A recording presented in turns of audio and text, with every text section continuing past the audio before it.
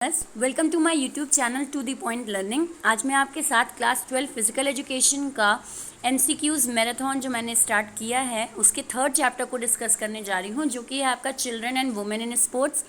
इस चैप्टर से रिलेटेड मैं आपके टोटल 64 क्वेश्चंस एमसीक्यूज के इस वीडियो में आपके साथ डिस्कस करूँगी। अगेन वीडियो लंबा होगा बट आपके लिए बहुत हेल्पफुल होगा, क्योंकि मैं इसमें आपके पूरे चैप्टर्स के टॉपिक वाइज क्वेश्चंस डिस्कस करती हूँ। सो स्टार्ट करते हैं वीडियो को। तो क्वेश्चन नंबर 1 से स्टार्ट करते हैं। N activity that is not an example. Not पे बहुत ज़्यादा ध्यान देने की ज़रूरत है, मैंने अपने बाकी वीडियोस में भी बताया है। क्वेश्चन को बहुत ही फास्ट मत पढ़िएगा, आराम से पढ़िएगा और आराम से ऑप्शंस को देख कर टिक लगाइएगा। कई बार हम आंसर देने में इतने कॉन्फिडेंट हो जाते हैं कि हम क्वेश्चन को ध्यान से पढ़ते नहीं, तो वो काम बिल्कुल नहीं करिएगा अपने बोर्ड्स में। So an activity that is not an example of gross motor skills. इनमें से कौन सी एक्टिविटी है जो ग्रॉस मोटर स्किल्स का एग्जाम्पल नहीं है? So your correct answer is drawing. जब हम ड्राइंग करते हैं तो हम फिंगर्स का यूज़ करते हैं, यानी कि हम ये कौन सी मोटर स्किल्स यूज़ कर रहे हैं? फाइन मोटर स्किल्स यूज़ कर रहे हैं। So answer is A, drawing. Next question number 2, an activity that is not an example of fine motor skills. इनमें से कौन सी एक्टिविटी है जो फाइन मोटर स्किल्स का एग्जाम्पल नहीं है? So your correct answer is B, that is riding a bike. जब हम बाइक राइड करते हैं तो वो हमारा जो एग्जाम्पल है वो आपके फाइन मोटर स्किल नहीं, हम अपनी मोटर स्किल यूज़ करते हैं। एक्चुअली इसमें थोड़ा सा ये बाइक आप वो वाली बाइक नहीं समझिए जो आपकी यहाँ पे बाइसिकल दिया हुआ है, वो वाली आपकी मोटर बाइक नहीं है, ये बाइसिकल दिया हुआ है। जब हम बाइसिकल राइड करते हैं तो उसमें हम अपने पूरे पैर को फंक्शन करवा रहे हैं, तो उस केस में ये आपका फाइन मोटर नहीं बल्कि ग्रॉस मोटर स्किल का एग्जाम्पल है। So your correct answer is B, option. Next आते हैं much of the question number 3, much of the motor skills learning take place during. आपकी ज़्यादा से ज़्यादा मोटर स्किल्स जब आप सीखते हैं तो वो किस पीरियड में सीखते हैं आप, यानी कौन सी स्टेज रहती है आपके एज की? So correct answer is C, that is childhood. Childhood जब होता है तो उसमें सबसे ज़्यादा तेज़ी से बच्चे मोटर स्किल्स सीखते हैं। Next question number 4, in children motor development refers to. बच्चों में मोटर डेवलपमेंट का क्या मतलब होता है? So correct answer is B, that is development of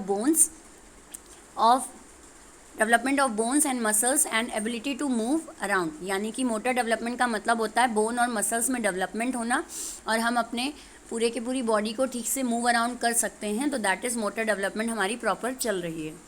then question number 5, painting और catching activities are example of. Painting और कैचिंग, यानी आप पेंट कर रहे हो या आप कोई चीज़ कैच कर रहे हो, तो वो किस चीज़ का एग्जाम्पल है?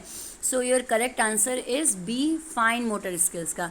पेंटिंग फिंगर्स का यूज़ करते हैं, कोई चीज़ कैच करने में भी हम फिंगर्स का यूज़ कर रहे हैं, यहाँ पे हमारी स्मॉल मसल्स यूज़ होती हैं।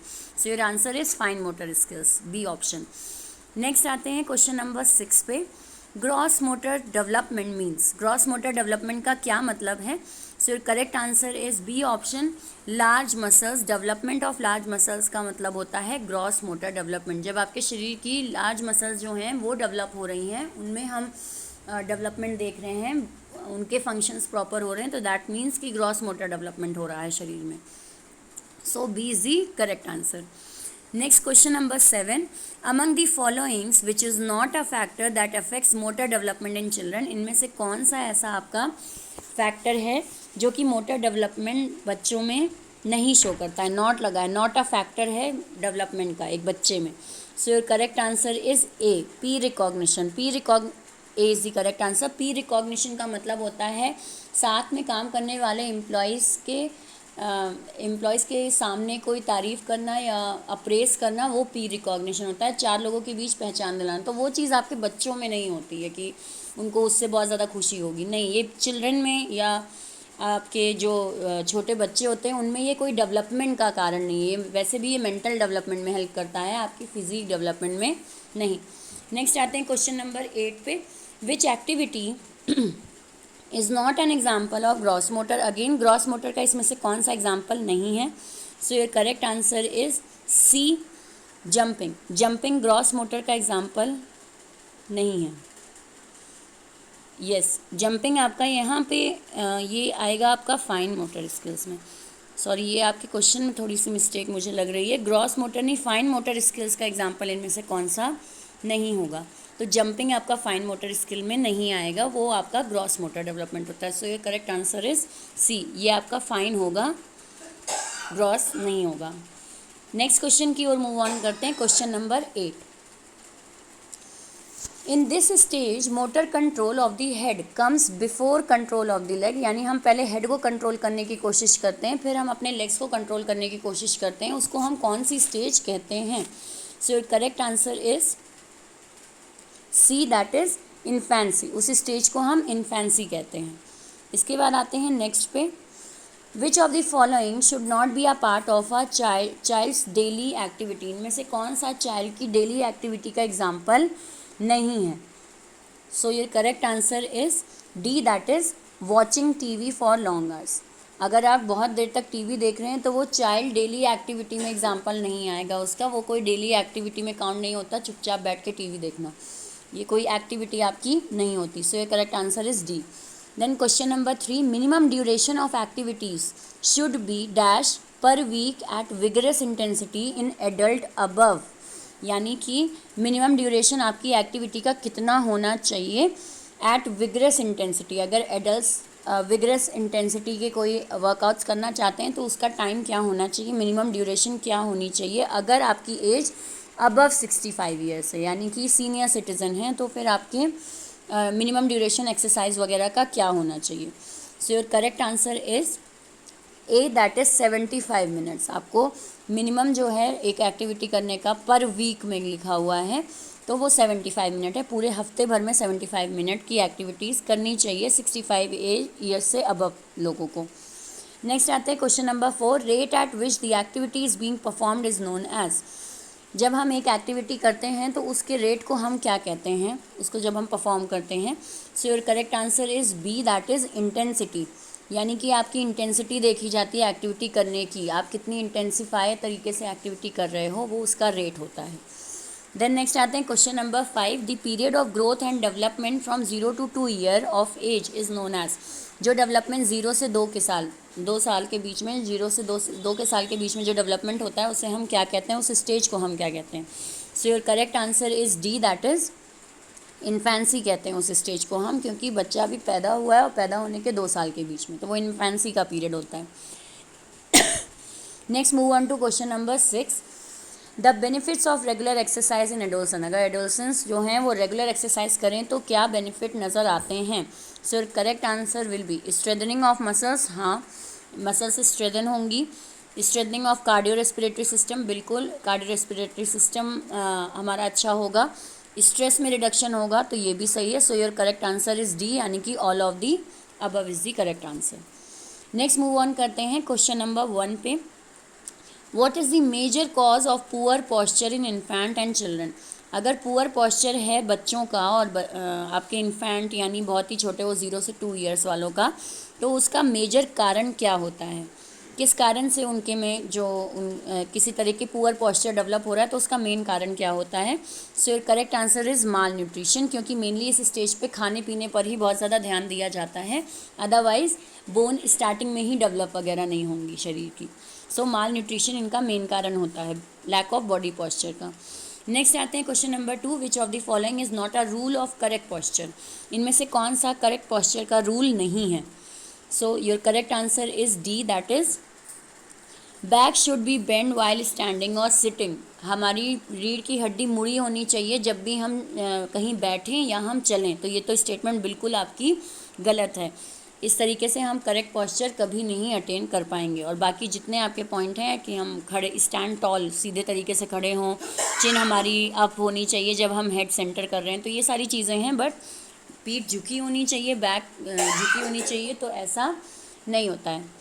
इसके बाद आते हैं नेक्स्ट पे question number 3, posture is the index of your. Posture जो है वो इंडेक्स किस चीज़ का है? So your correct answer is B, that is personality. आपकी पर्सनालिटी हाईलाइट होती है आपके बॉडी पॉस्चर से। किस तरह की लाइफ आप जी रहे हैं वो शो होता है आपके बॉडी पॉस्चर, आपके चलने फिरने के तरीके में। So correct answer is personality, that is B option. Next move on करते हैं क्वेश्चन नंबर 4 की ओर।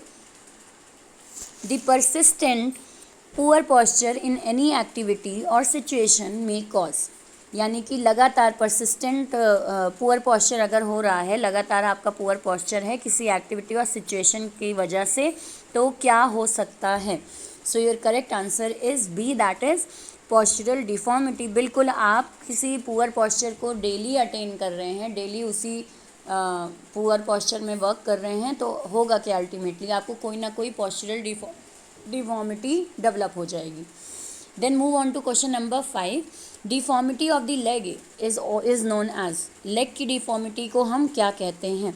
लेग की किसी भी तरह की डिफॉर्मिटी है, वैसे तो नॉक नी होता है आपका और बो लेग्स होता है। अब यहाँ बो लेग दिया नहीं है, केवल नॉक नी दिया है, so knock knee is the correct answer, that is C.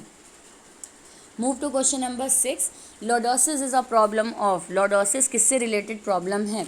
So your correct answer is A, that is lower back. यानी कि जो रीढ़ की हड्डी है उसमें नीचे की जो हड्डी है आपकी रीढ़ की, उससे वहाँ पे कोई डिफॉर्मिटी हो जाए, वो हड्डी थोड़ी टिल्ट हो जाए, मुड़ जाए, तो वो चीज़ आपकी लॉर्डोसिस कहलाती है। Then move on to next question, question number 7। Scoliosis is a postural deformity related to. Scoliosis जो है वो किससे रिलेटेड डिफॉर्मिटी है?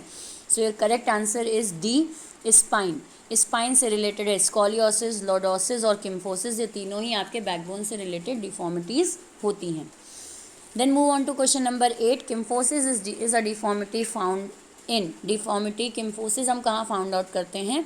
So your correct answer is D, that is thoracic region. यानी आपके बैकबोन में जो आपकी कंधे का जो रीजन है, वहाँ पे अगर उस बैकबोन में कोई दिक्कत है तो वो थोरैसिस एरिया कहलाता है।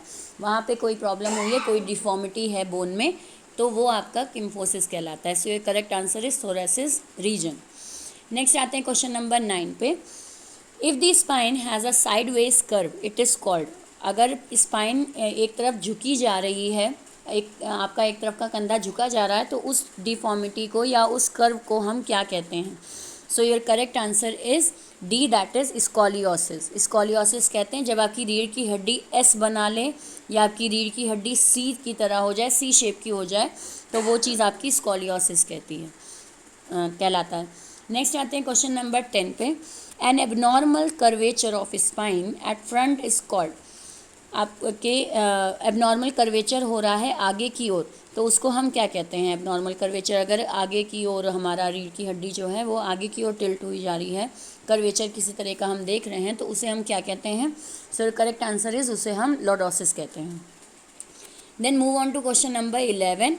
वॉकिंग बेयर फूट यानी नंगे पैर चलना ऑन सैंड और रफ ग्राउंड पे हेल्प टू करेक्ट। अगर हम नंगे पैर चलेंगे रफ ग्राउंड पे या फिर बेयर फूट चलेंगे ग्रास वगैरह पे, सैंड पर, बालू पे, तो इससे हमें किस चीज़ में हेल्प होगी?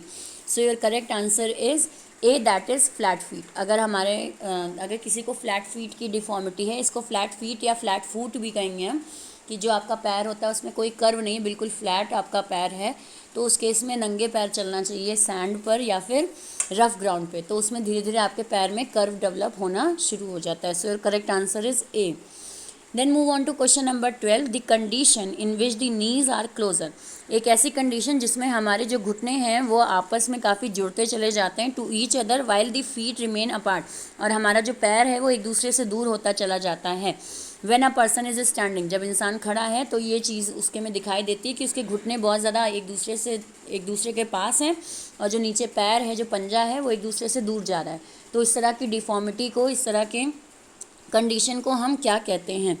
सो correct answer is B, that is knock knee. इसको हम नॉक नी कहते हैं कि आपकी दोनों नी यानी दोनों घुटने एक दूसरे को नॉक कर रहे हैं, छू रहे हैं।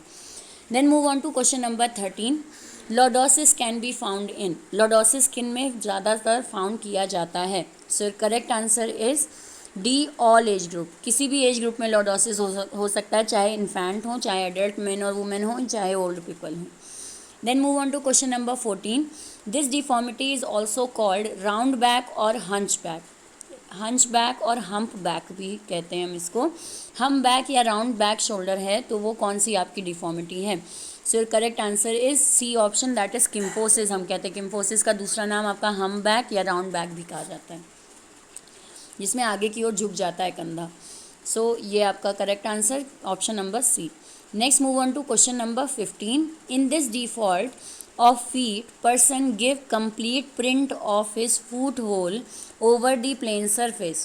ये डिफॉर्मिटी जब होती है तो एक पर्सन के जो पैर का पंजा है अगर वो उसका प्रिंट दे तो वो पंजा बिल्कुल फ्लैट आता है, बिल्कुल प्लेन सरफेस पे दिखाई देता है. सो ये कौन सा डिफॉर्मिटी है आपका? सो your answer is flat foot. इसको हम फ्लैट फुट कहते हैं. Then move on to question number 16. The medical name of this deformity is genuvalgum. इसका साइंटिफिक नेम जो है या मेडिकल नेम जो है इस डिफॉर्मिटी का वो है genuvalgum. तो ये आपका करेक्ट आंसर है इसमें सी, दैट इज़ नॉकनी. नॉकनी का साइंटिफिक नेम या नॉकनी का मेडिकल नेम जो है वो genuvalgum है. आपकी बुक में I think first second line में ही दिया है जहाँ पे आपको नॉकनी समझाया गया है. Next move on to question number 17. The medical name for this deformity is genu varum. Genu varum हम इसको कहते हैं. तो ऐसी डिफॉर्मिटी को कौन सी है आपकी? सो your correct answer is D, that is bow legs. Bow legs को हम जेनुवेरम कहते हैं. और इससे पहले जो मैंने आपके साथ डिस्कस किया था उसको जेनुवेलगम, वो आपका कहलाता है वो आपका कहलाता है 16 यानी कि sorry knock knee. Knock knee is the correct answer. Knock knee को हम जेनुवेलगम कहते हैं और जेनुवेरम हम कहते हैं बोलेक्स को. So D is the correct answer. Next move on to question number 18. This postural deformity is opposite to knock knee. Knock knee का अपोजिट होता है ये डिफॉर्मिटी. नॉकनी का अपोजिट होता है आपका बोलेग. नॉकनी मतलब आपके जो घुटने हैं वो एक दूसरे को बहुत ज़्यादा छू रहे हैं और बोलेग में क्या हो जाता है एक दूसरे से बहुत दूर हैं घुटने और आपका जो फीट है वो एक दूसरे को छू रहा है बहुत ज़्यादा. So your correct answer is bow leg यानी D option. Next move on to question number 19. It is cause due to the position of the baby's leg in the womb. इस तरह की डिफॉर्मिटी हो जाती है जब जो बच्चे का पैर है वो वोम में यानी कि माँ के गर्भ में कुछ बिगड़ जाए तो इस तरह की डिफॉर्मिटी अराइज हो जाती है. So your correct answer is A, bow legs. Bow leg की डिफॉर्मिटी छोटे बच्चों में यानी पैदा हुए बच्चों में इस कारण से होती है. नेक्स्ट आते हैं क्वेश्चन नंबर 20 पे. Which of the following is not a spinal curvature deformity. इनमें से कौन सा स्पाइनल कर्वेचर डिफॉर्मिटी नहीं है? So your correct answer is D, that is flat foot. Flat foot आपका रीढ़ की हड्डी से रिलेटेड यानी स्पाइनल कर्वेचर की डिफॉर्मिटी नहीं है, वो पैर से रिलेटेड डिफॉर्मिटी है. Next move on to question number 21. Gomukh asana and padmasana are perform to rectify which postural deformity. हम कौन सी पॉस्चरल डिफॉर्मिटी यूज़ करते हैं? मतलब पद्मासन और गोमुख आसन से किस डिफॉर्मिटी को सही करते हैं? So correct answer is C, that is knock knee. Knock knee होता है तो ये दो आसन करने में हेल्प होती है हमें. देन आते हैं flat foot deformity is. Flat foot deformity कैसी है यानी उसकी डेफिनेशन आपकी बेसिकली क्या रहेगी? So your correct answer is D, a condition in which the entire sole of the foot, आपके फुट का जो पूरा प्रिंट है टचेज द फ्लोर, वो पूरा का पूरा पैर ज़मीन में छूता है यानी कोई कर्व नज़र नहीं आता, तो उसे हम फ्लैट फुट कहते हैं. Then move on to question number 23. Which of the following is not a cause of Bowleg? इनमें से कौन सा बोलेग का कारण नहीं है? किसमें? बच्चों में. इन चिल्ड्रन लिखा हुआ है. So your correct answer is D, use of good quality shoes. बिल्कुल, अगर हम अच्छी क्वालिटी के शूज़ यूज़ कर रहे हैं तो हमें फ्लैट फुट क्यों होगा? बल्कि आप ख़राब तरीके के शूज़ या अपने पैर से बड़े शूज़ पहनते हैं तो फ्लैट फुट होने के चांसेस बढ़ जाते हैं. नेक्स्ट आते हैं क्वेश्चन नंबर 24 पे.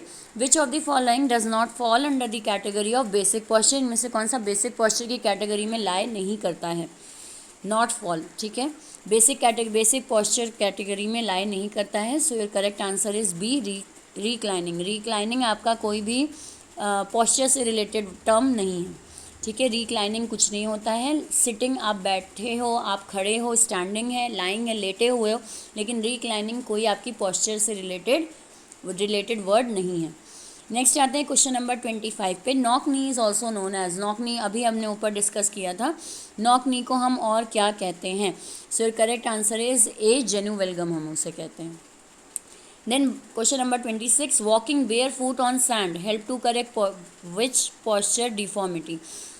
अगेन अगर हम नंगे पैर चल रहे हैं तो सैंड पर, तो वो हमारी कौन सी पॉस्चर डिफॉर्मिटी को सही करेगा? सो your correct answer is flat foot को सही करेगा यानी option number A of 26. Next आते हैं क्वेश्चन पे. Question number 27. Which is not a cause of flat foot. इनमें से फ्लैट फुट का कौन सा कारण नहीं है? नॉट लगा हुआ है. So your correct answer is B that is heredity. Heredity के कारण फ्लैट फुट नहीं होता। फ्लैट फुट आपका हेरिडिटरी रीज़न में नहीं आता है कि माँ बाप को है तो बच्चे को भी हो जाएगा, नहीं, वो आपके पॉस्चर बिगड़ने की वजह से होता है, वो हेरिडिटी कारण नहीं होता flat foot. Next move on to question number 28। Rope skipping is best for. Rope skipping किस चीज़ की बेस्ट है, यानी वो जो रस्सी कूदते हैं आप, वो किस तरह की डिफॉर्मिटी को सबसे ज़्यादा सही करने में हेल्प करता है। So correct answer is flat foot. बार बार आपका जोर आपके पंजों पे पड़ेगा तो वहाँ पे कर्व डेवलप होना शुरू हो जाएगा। सो रोप स्किपिंग आपका फ्लैट फुट डिफॉर्मिटी को सही करने के लिए होता है। That is option number C. Next move on to question number 29। Which is not a spinal curvature deformity. इनमें से कौन सा स्पाइनल कर्वेचर डिफॉर्मिटी नहीं है। So your correct answer is D, that is knock knee. Knock knee आपका spinal curvature deformity नहीं होता है। कमर से रिलेटेड या आपकी बैकबोन से रिलेटेड डिफॉर्मिटी ये नहीं है। Then move on to question number 30।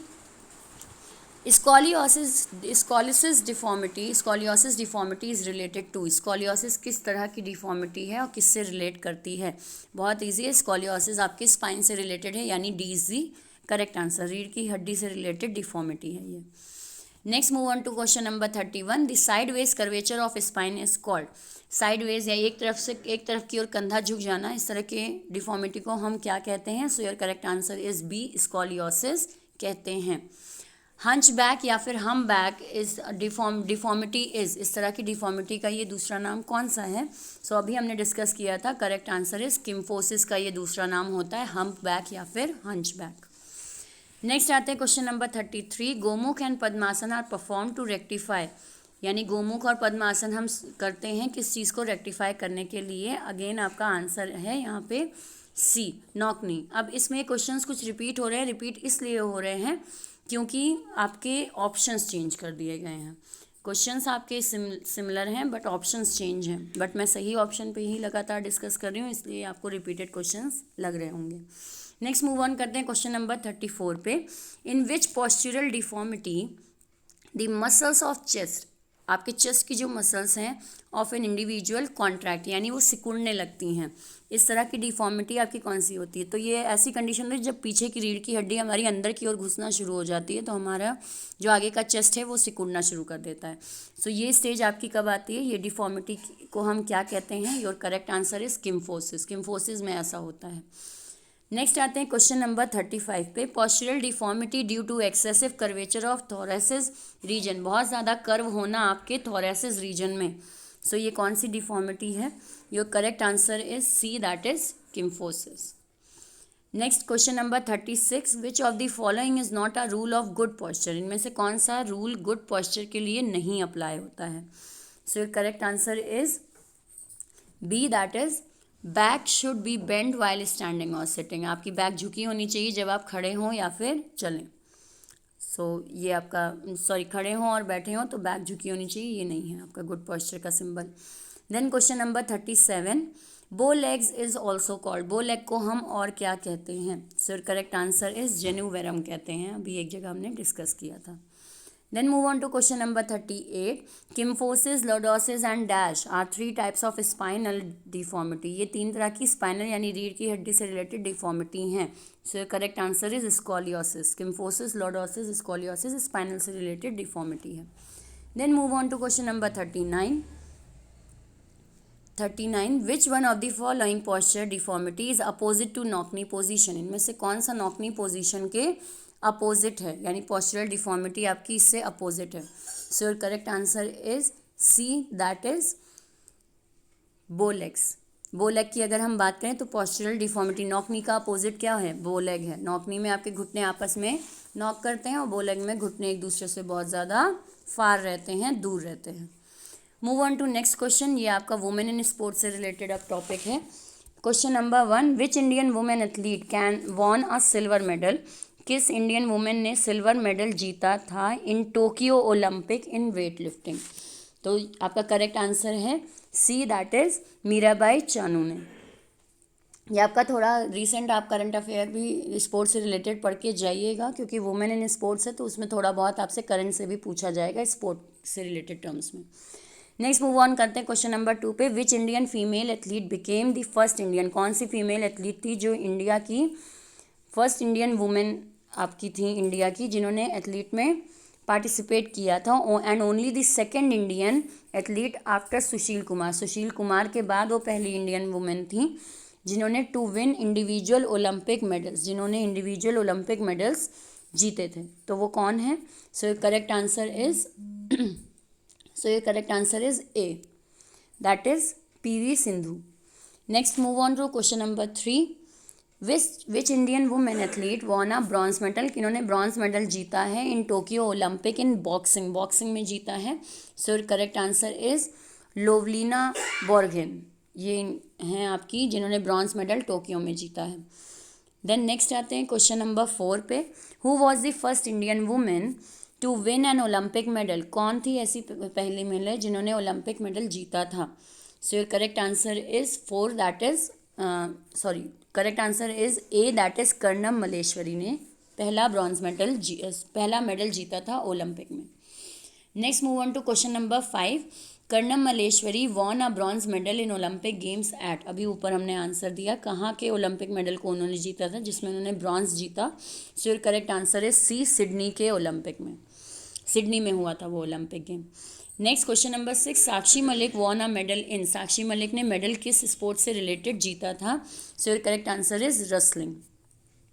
Then question number 7। In which Olympic did the Indian women athlete participate for the first time, Indian women ने पहली बार पार्टिसिपेट किया था ओलंपिक में, तो वो कौन थी? सो योर करेक्ट, और कब किया था, एक्चुअली टाइम पूछा गया। इन विच ओलंपिक, कौन से ओलंपिक में पहली वुमेन ने पार्टिसिपेट किया था? So your correct answer is C, that is in 1952 Helsinki Finland में ओलंपिक हुआ था जिसमें पहली भारतीय महिला ने पार्टिसिपेट किया था। पार्टिसिपेट लिखा है, कुछ जीतने वाला कॉन्सेप्ट नहीं लिखा है। नेक्स्ट आते हैं क्वेश्चन नंबर 8 पे। Which of the following women was not part of Indian women team in 1952 Helsinki Finland Olympic, इनमें से कौन सी वुमेन ने पार्टिसिपेट नहीं किया था आपके 1952 के फिनलैंड ओलंपिक में? So your correct answer is D, that is none of these, इनमें से कोई नहीं है, इन सब ने पार्टिसिपेट किया था आपके फिनलैंड के ओलंपिक गेम में। Next move on to question number 9। The first Indian women to ever win an Olympic medal, आपका ओलंपिक मेडल जीतने में ये पहली महिला थी इंडिया से, कौन थी? सो your correct answer is A, that is Karnam Malleswari. ऊपर भी अभी किसी से रिलेटेड क्वेश्चन आपका और था। Next move on to question number 10। In which Olympic did women participate for the first time, women ने पहली बार पार्टिसिपेट किया था कब? So correct answer is B, that is 1900 यानी 1900 में पहली बार पार्टिसिपेट किया था वुमेन ने ओलंपिक्स में। नेक्स्ट क्वेश्चन नंबर 11, आज के वीडियो का लास्ट क्वेश्चन आपका। In which Olympic games Sania Nehwal and MC Mary Kom secured 1 bronze medal, इन दोनों ने ब्रॉन्ज मेडल जीता था किस ओलंपिक में? बहुत पुरानी बात आपकी नहीं है, करेक्ट आंसर इज 2012 ओलंपिक के गेम में इन दोनों ने ब्रॉन्ज मेडल जीता था। सो आई होप कि इतने क्वेश्चन, ये 64 क्वेश्चंस आपके इस चैप्टर से रिलेटेड हर टॉपिक को कवर किए हों और आपको अच्छे से वीडियो समझ में आया हो। अगर कहीं कोई भी कन्फ्यूजन है तो मुझे कमेंट सेक्शन में ज़रूर लिखें। अगर वीडियो हेल्पफुल लगा हो तो लाइक का बटन ज़रूर क्लिक करें और मेरे चैनल को अभी तक अगर सब्सक्राइब नहीं किया है तो सब्सक्राइब ज़रूर कर ले along with the bell icon पे ज़रूर क्लिक करें ताकि लेटेस्ट नोटिफिकेशन मेरे वीडियो अपलोड करते ही आपको मिले। और चैनल को ज़्यादा से ज़्यादा अपने फ्रेंड्स और क्लासमेट में शेयर करें। और बाकी आपके बोर्ड एग्ज़ाम के लिए all the best. Thank you.